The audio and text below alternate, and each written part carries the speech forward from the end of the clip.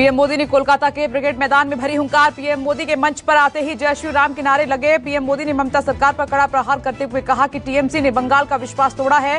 PM ने अपने भाषण के दौरान कहा कि मैं ब्रिगेड ग्राउंड से आपको इस आशोल परिवर्तन का विश्वास दिलाने आया हूं और पीएम मोदी ने विश्वास दिलाया है कि बंगाल में सरकार बनने के बाद आपकी बात सुनी जाएगी। बांग्ला चाय उन्नति, बांग्ला चाय शांति, बांग्ला चाय प्रगतिशील बांग्ला। पीएम मोदी ने रैली के दौरान कहा कि यहां के नौजवानों के लिए, किसानों और उद्यमियों के लिए, यहां तक कि बहनों बेटियों के लिए विकास के लिए हम 24 घंटे दिन रात मेहनत से काम करेंगे, मेहनत करने में कोई कमी नहीं रखेंगे। उन्होंने बंगाल को अपमानित किया,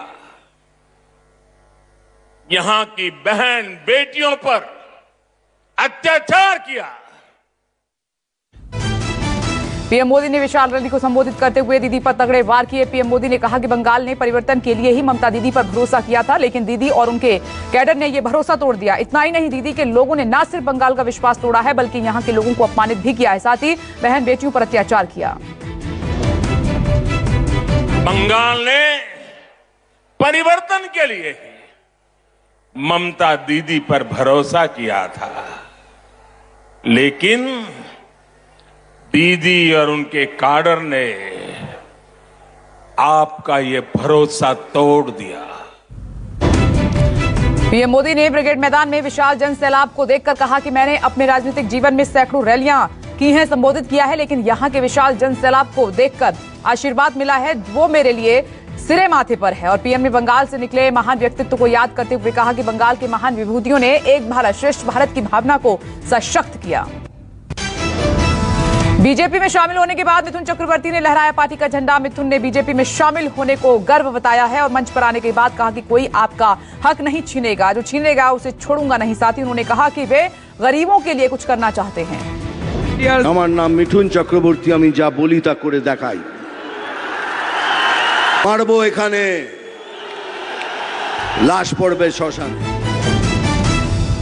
पीएम मोदी की रैली से पहले ब्रिगेड मैदान में मिथुन चक्रवर्ती बीजेपी में शामिल हुए। मिथुन चक्रवर्ती के ब्रिगेड मैदान पहुंचने पर राज्य के बीजेपी अध्यक्ष दिलीप घोष ने मिथुन चक्रवर्ती का मंच पर स्वागत किया और इस दौरान कैलाश विजयवर्गीय और दूसरे नेता मंच पर मौजूद रहे। मंच पर आने से पहले मिथुन चक्रवर्ती का पार्टी के तमाम नेताओं ने स्वागत किया।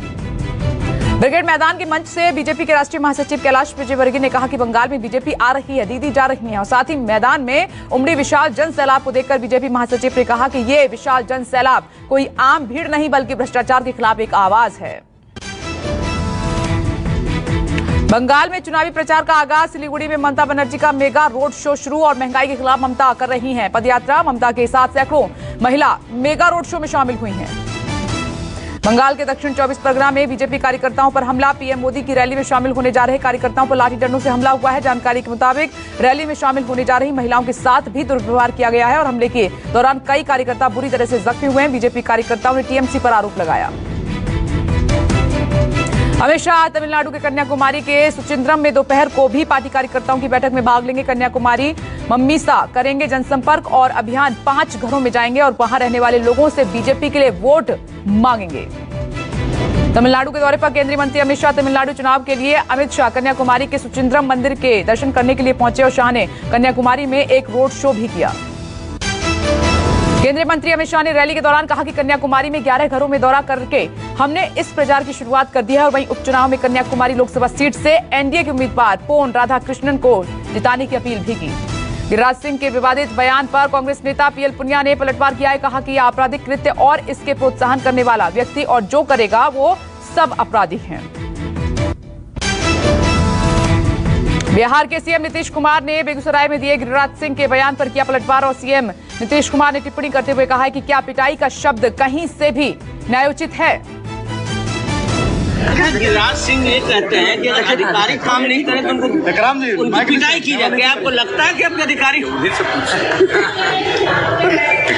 पिटाई शब्द बोलना कहीं से न्यायोचित है? शब्द है।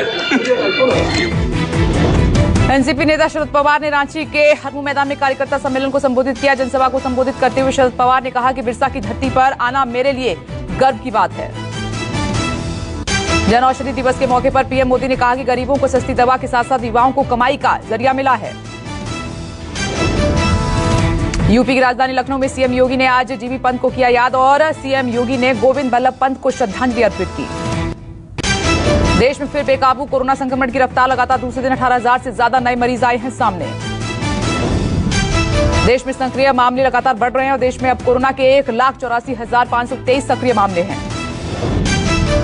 दिल्ली में पिछले 24 घंटे में 53,062 लोगों ने कोरोना टेस्ट कराया है। 331 लोगों की कोरोना रिपोर्ट पॉजिटिव आई है। महाराष्ट्र में कोरोना से हाहाकार मचा हुआ है। लगातार दूसरे दिन महाराष्ट्र में 10,000 से ज्यादा कोरोना के मरीज सामने आए हैं। देश के कई राज्यों में कोरोना का कहर जारी है। पंजाब में कोरोना के बढ़ते मामलों को देखते हुए सरकार ने 4 जिलों में नाइट कर्फ्यू लगा दिया है।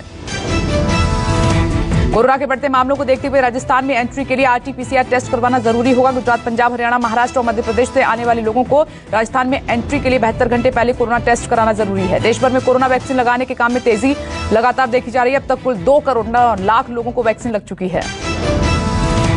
आंध्र प्रदेश के उबदरी जिले में भीषण सड़क हादसा हुआ है। लॉरी से सड़क पर खड़ी ट्रैक्टर को जोरदार टक्कर मारी गई। घटना में 3 लोगों की मौके पर ही मौत हो गई। यूपी के अलीगढ़ जिला विद्यालय में छात्रा के झाड़ू लगाने का वीडियो वायरल हुआ है। जिला विद्यालय निरीक्षक ने की है कार्रवाई। मामले में 4th ग्रेड के कर्मचारी को निलंबित किया गया है। लखनऊ में पुलिस भर्ती की तैयारी कर रहे 2 युवकों को बेकाबू कार ने रौंदा। मौके पर ही दोनों युवकों की मौत हो गई। बिहार के सीतामढ़ी में एक सामाजिक कार्यकर्ता की हत्या कर दी गई है। हथियारबंद बदमाशों ने कार्यकर्ता को खदेड़कर ताबड़तोड़ गोलियां उस पर बरसाई। यूपी के कन्नौज में भंडारा का प्रसाद खाने से 1 दर्जन से ज्यादा लोग बीमार हुए हैं। बीमार होने की वजह फूड पॉइजनिंग बताई जा रही है। राजस्थान के हनुमानगढ़ में रेप के मामले में आरोपी ने शिकायत करने वाली महिला को जिंदा जला दिया है। आईसीसी वर्ल्ड टेस्ट रैंकिंग में भारत टॉप पर पहुंच गया है। वहीं इंग्लैंड के खिलाफ आखिरी टेस्ट मैच में जीत के बाद इंडिया ने वर्ल्ड चैंपियनशिप के फाइनल में अपनी जगह भी पक्की कर ली है। सिद्धार्थ मल्होत्रा की आने वाली फिल्म मिशन मजनू का फर्स्ट लुक सामने आया है। फिल्म भारत पाकिस्तान के रिश्तों पर आधारित है। फिल्म ज़ाइना का टीजर आने के बाद सोशल मीडिया पर परिणीति चोपड़ा ट्रोल होने लगी हैं। माइक्रोसॉफ्ट ने चेन्नई के सिक्योरिटी रिसर्चर्स लक्ष्मण मुथिया को कंपनी के ऑनलाइन सर्विस में खामी निकालने के लिए करीब 36 लाख रुपए का इनाम दिया है। 80 GB रैम वाली दुनिया का पहला smartphone red magic 6 pro launch हो गया है। इंडिया पोस्ट पेमेंट बैंक 1 अप्रैल से नए नियम लागू करने जा रहा है। बैंक ने पैसे जमा करने और निकालने पर चार्ज लगाने का फैसला किया है। 31 मार्च से पहले पैन आधार कार्ड से लिंक करवाना बेहद जरूरी होगा। इसके साथ ही इनकम टैक्स रिटर्न दाखिल करते वक्त भी पैन के साथ आधार नंबर देना जरूरी है।